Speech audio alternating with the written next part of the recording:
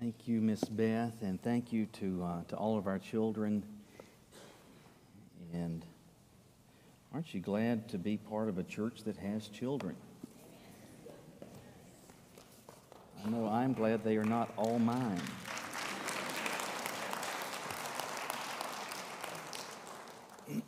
This past Tuesday, I had to go get an MRI. I've been having some neck issues and some lower back stuff, and anyway, been through physical therapy to be able to get the MRIs, and so I had to go and get an MRI. Anyway, if you've never had one of those, an MRI is, it's a big, imagine a big gigantic donut with a table that goes into it. And just thinking, that doesn't sound so bad, does it?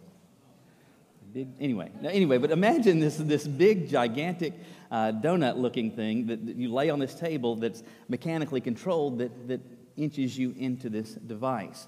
And once in this device, and of course it stands for magnetic resonance imaging, and so it's not X-ray, but this apparently inside there's these magnets that are spinning around so fast. And I don't know really what's going on, but I know a couple of things are true. One, it's really loud, and if you've ever had one, and it makes such strange knocking noises, and there's nothing sound-wise I've ever experienced quite like that.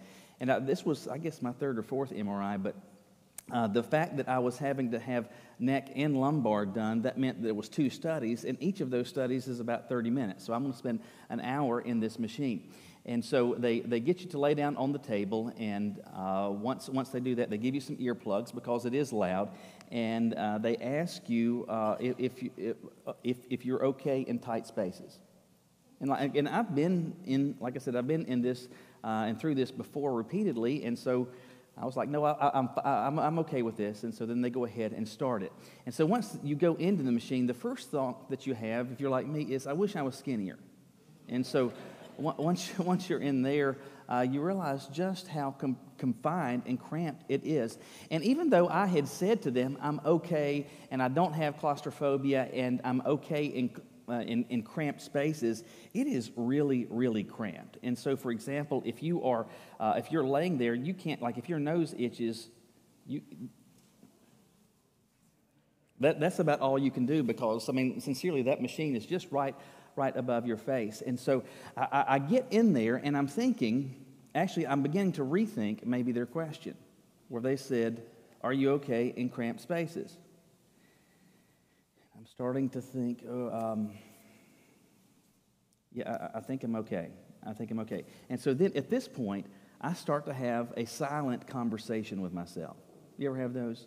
And when I'm doing this, I'm saying things like, Michael, this is okay. It's not going to get any more confined than it is. It's not actually touching you. It's not actually squeezing in on you. It's actually not confining you. You can breathe, close your eyes, breathe, and it'll be okay. If you'd like me to come to your MRI, I will help you as well. But anyway, so I'm saying these things to myself so that I can be okay with what I'm going through. You know, sometimes it is in life, and maybe repeated instances in life, you have done something kind of similar where you have a conversation with yourself, and you do so not because you've lost your mind, but you're trying to keep your mind. And what you are doing is reminding yourself of things that you know to be true. You are telling yourself again things that you know to be true. This morning we're winding down a series on contentment that I've been calling the more of less. And today we want to think about the experience of trials in life. Now last week we talked about suffering. Today we're talking about trials. It's different. I mean, there are things that you go through in life that are trials that are not suffering, that are just the difficulty of life. And as a follower of Christ, to be able to be okay, to be able to be content in those trials, sometimes it is that we need to have a conversation and remind ourselves of some things that we know to be true. So that's the thing that we want to think about this morning. That's the question we want to see how God's Word answers, and that's this. What should I be telling myself as a follower of Jesus as I experience trials in life? Look with me in your Bibles today to James chapter 1. James chapter 1. We're just going to look at 3 verses here. James 1, starting with verse 2. James is speaking here and says to these believers, consider it a great joy, my brothers and sisters, whenever you experience various trials, because you know that the testing of your faith produces endurance. And let endurance have its full effect, so that you may be mature and complete, lacking nothing. I believe God used James then and continues even today to use what he has said here to help instruct us in the answer to that question. What are, as I'm going through the trials of life, what are some things as a follower of Jesus I need to be telling myself? Well, the first thing is I need to tell myself this. It's safer to learn in the current environment. It's safer to learn in the current environment. This passage comes to us and begins by saying, consider it a great joy, my brothers and sisters. You need to pay attention to the fact that he says specifically brothers and sisters. That means that this is not a statement that was just meant for general consumption, that these are instructions that are meant specifically for those that have made the decision to respond to God's offer of forgiveness and to become a follower of Jesus. So this is directed towards believers. And then he says to consider it a great joy. Now, consider is an accounting term. It's a word that's synonymous with reckon. And it's almost as if you're sitting there with a sheet of paper and you're deciding which category things go into. We're going to put this in the debit column. We're going to put this in the credit column. And so he's saying to put it in the credit column. Put it in as a positive, consider it, reckon it, classify it as joy, what? Whenever you experience various trials. Whenever you experience various trials. So, to believers, if you're one of those, this is a message to you. As you experience trials, you need to put them in a category. But before we get there, think with me again about this. Trials are different than suffering. Every experience of adversity in life doesn't fall into the category necessarily of suffering. For example, maybe it is that you're at work and you've got an ogre as a supervisor that is just for really no good reason at all, just kind of tightening the screws on you. Though that experience may be stressful, it may be worrisome, it's not actually suffering. All right, so what falls into trials? A whole lot of stuff. In fact, regularly we even use the phrase or the cliche, the trials of life. And who gets those? Everybody. Saved people? Yes. Non-believers? Yes. Christians? Yes. Non-Christians? Yes. Trials are experienced by everyone. And you need to remind yourself, as a follower of Jesus, just because you've made it a decision or made the commitment to follow Jesus, you're not exempted from this. In fact, pay attention to what it says. It says, whenever you experience various trials. The statement is not if you experience, it's when. It's not a question of if trials are going to come. Even for you as a Christian, they're going to. And so he's saying whenever they come, whether that's now, whether that's this week, it's next month, it's next year, whenever they come, and whatever form they take, as you're sitting there in your mind categorizing these things, put this in the plus column. Well, that sounds kind of strange, doesn't it? I mean, that's kind of dumb, isn't it? Because is there anything that you have experienced that you would put into the trial category that you would say, man, that feels really good. Loved that. Loved those pressures at work. Loved that difficulty at school. Oh, that was just great. Why do they even have Carowinds? Why don't we get chewed out by a boss, right? But he's saying consider it, reckon it, put it in the category of positive, of being joyful. And think about it this way. If you're putting it in that category, what are you doing? You're saying that this is okay, and I am okay in this trial. How in the world is that possible? Is it that we're just supposed to say something that we don't think is true, but say it long enough so that people actually believe it? Right? Those are called campaign promises, right? Things that you know that aren't true, but if you repeat them long enough, they're believed. No, that's not what he's suggesting here. He's saying, tell yourself, reckon it, consider it, put it in the positive column as you experience these difficulties.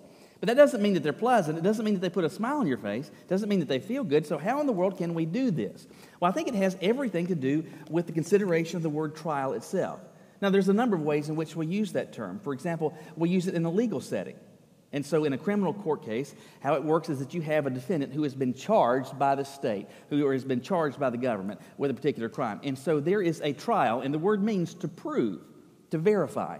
And so there is a trial that is conducted where there is testimony, there are witnesses, there are questions, there is examination, and the goal is to see whether or not the government can actually prove the allegation.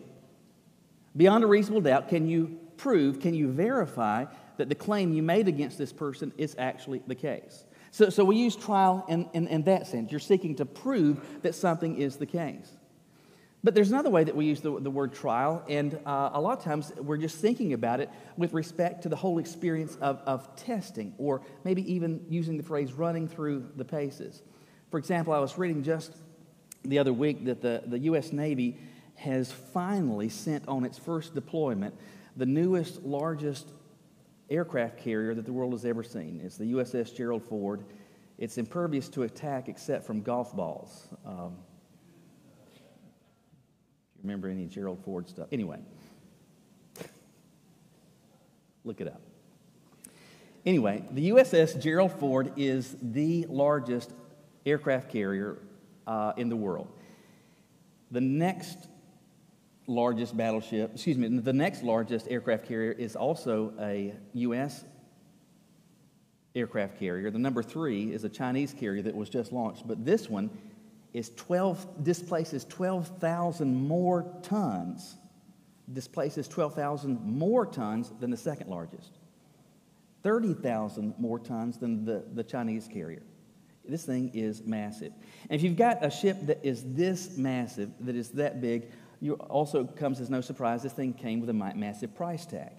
And so hanging off the side is a little tag, kind of like Minnie Pearl. It says $13.3 billion. Isn't that amazing? $13.3 billion. Now, that's not the airplanes on it.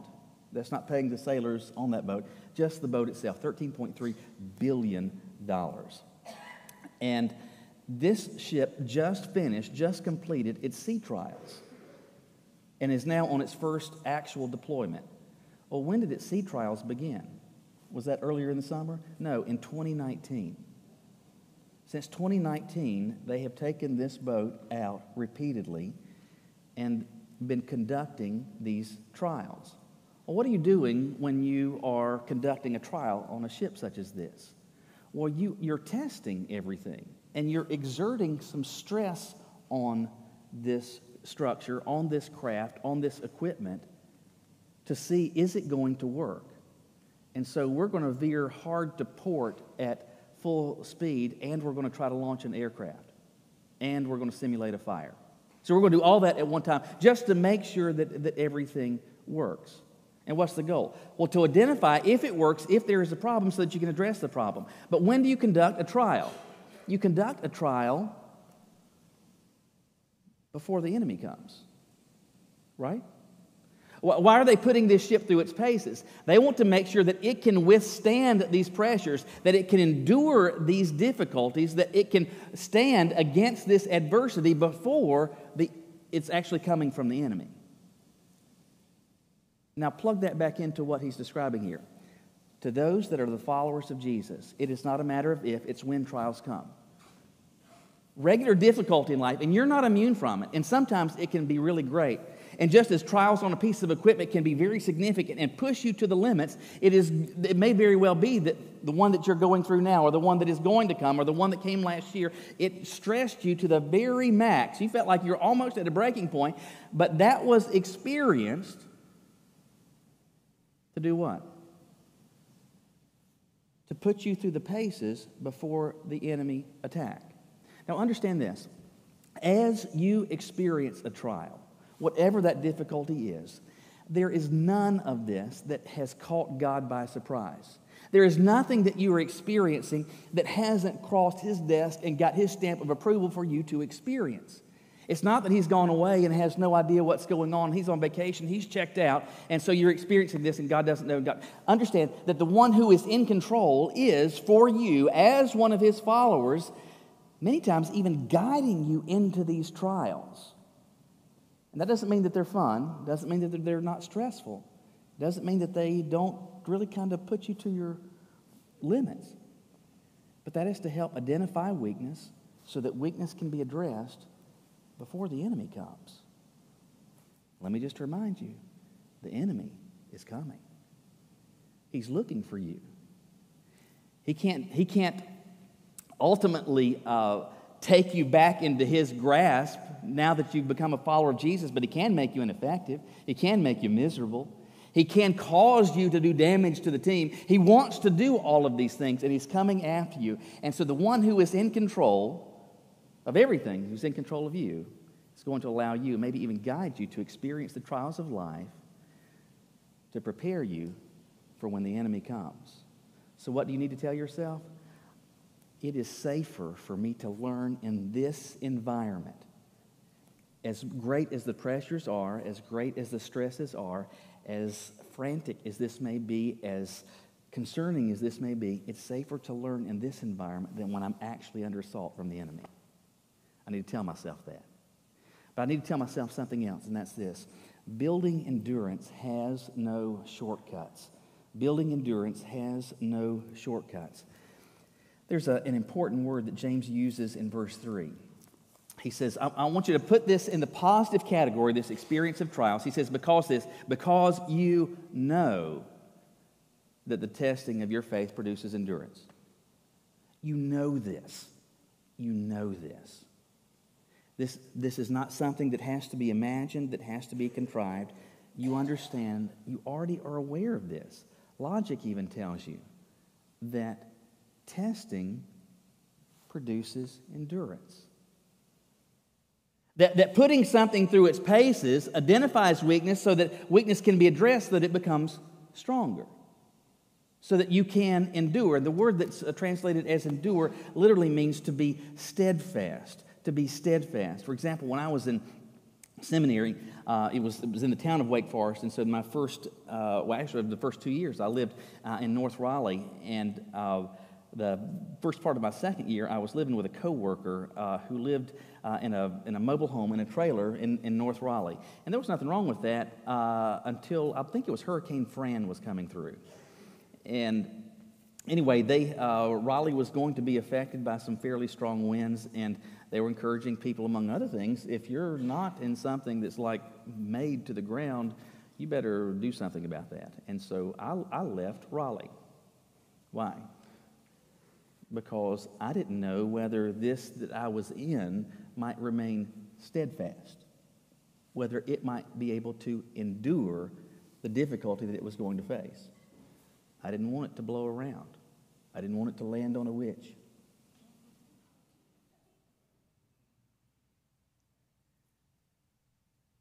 And so, he's saying, understand this, know this, the testing of your faith produces the ability to remain steadfast.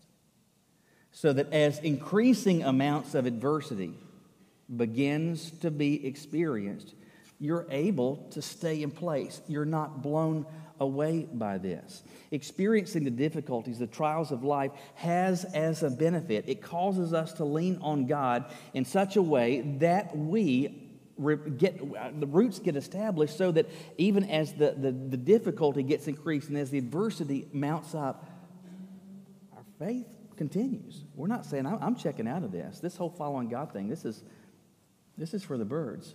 No, I'm sticking with him. I'm seeing that he's enabling me somehow, some way to withstand this. That's his aim in leading you and guiding you, not around adversity, not around trials, but through them. The benefit is endurance. But the thing is this, in the absence of a trial, endurance never shows up. In the absence of a trial, you never build the ability to withstand.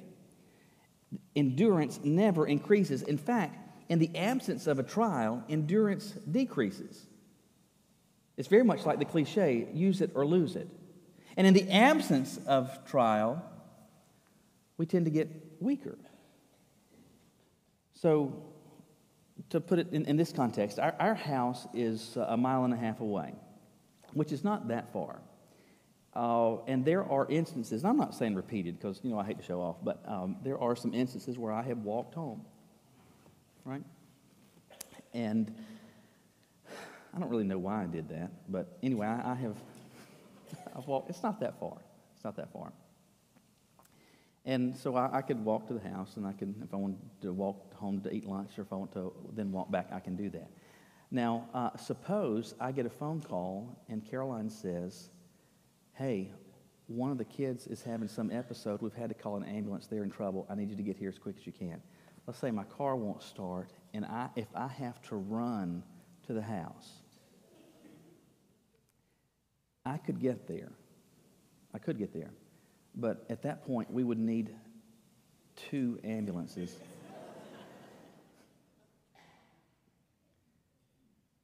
Why?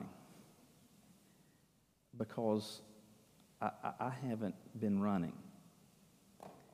And it takes running to get to the point where you can run further and further and further distances.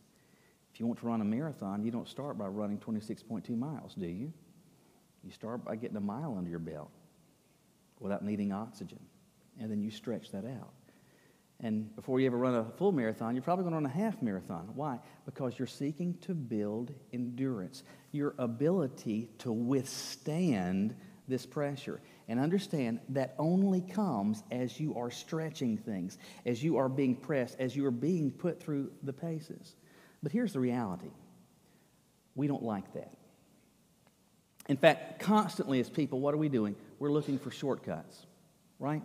I mean, with respect to our weight, we want to weigh less, and so what would we like to do? We'd like to go to the doctor and say, Doctor, I want to lose some weight. Can you give me a pill that will cause me to lose weight while I still belly up to a fountain of gravy biscuits?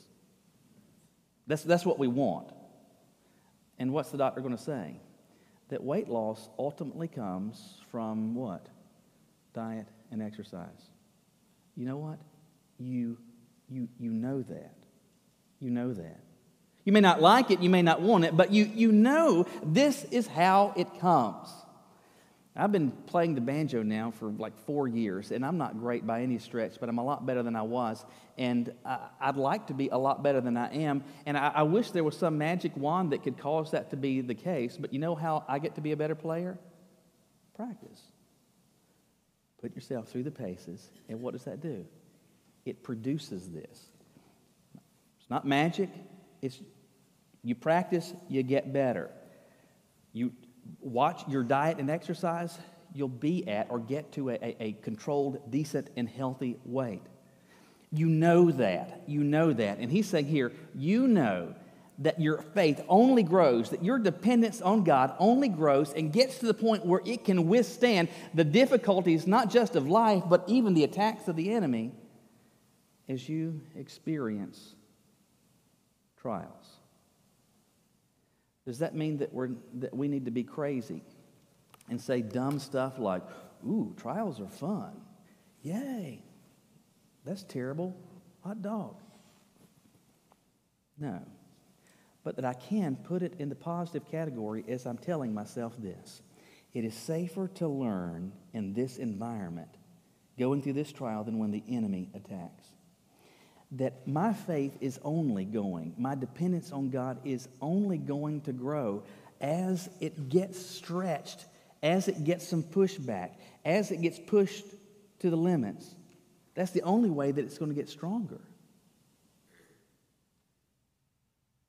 So maybe it's not so bad after all. Maybe it is that I can be okay as I'm going through that. What's that? Well, that's contentment. I can be okay even going through the trials of life as a follower of Jesus because I'm telling myself what I know to be true. You are, some of you, in this moment. And whatever you're going through in life, you're experiencing some varied number of trials. If you're not, if everything has been going fine lately, it's getting ready, likely, to change because trials are going to come. those outside a relationship with Christ, there's no help. There just isn't. But for you, for one who's a follower of Christ, help is not only available, but he is using this for good purposes in your life.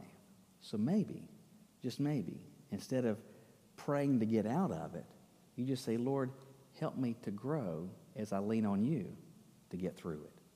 Will you bow your heads with me?